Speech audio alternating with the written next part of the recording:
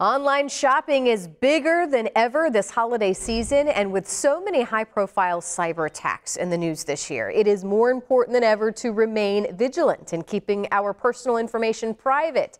Joining me today with tips on how to do just that is cybersecurity expert David Dufour. Good morning.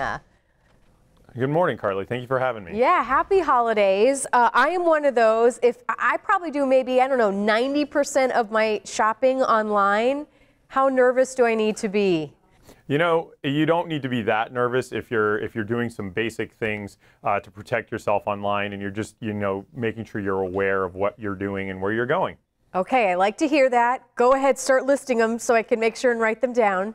All right, so for sure, what you want to do is a lot of times you might get emails in your email box that we call phishing, where someone has created an email that looks like a reputable online retailer, but in fact it's trying to get you to click a link that takes you to a fake site so they can steal your information.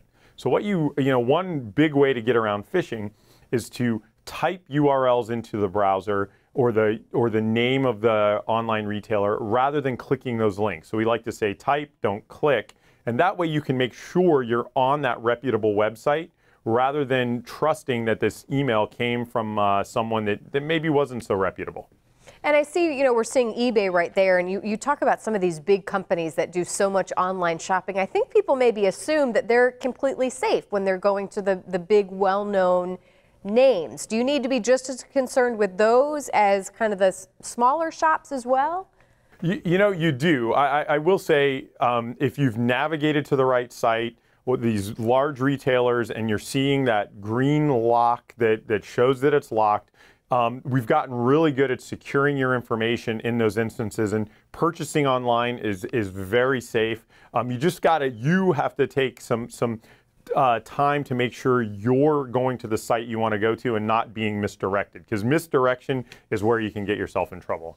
And it's interesting. I wonder if you can talk about the phone and kind of the devices. We're doing so much shopping now on our phones, maybe not even the computer as much. Do we need to be worried about apps just as much as websites as well? So that is a great question. A couple of things about phones. If you're using a phone, and I highly recommend turning off the Wi-Fi component when you're out in public if you're going to do shopping.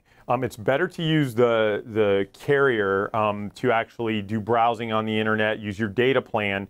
Maybe it costs you a little bit more, maybe not, but it's much safer than using public Wi-Fi, because your information is going directly through your phone provider rather than using that public hotspot.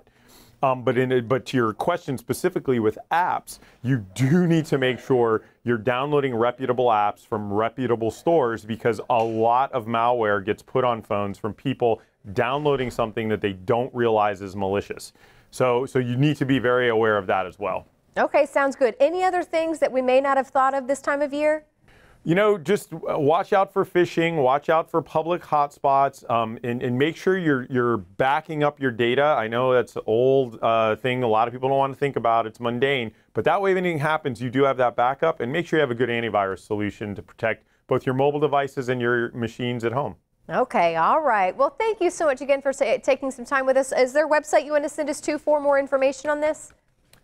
You bet. webroot.com/safety, and we have everything we've talked about here, plus some other tips on protecting yourself during the holidays and throughout the year. All right. Thank you, David. We appreciate it. Thank you. Have a great holiday.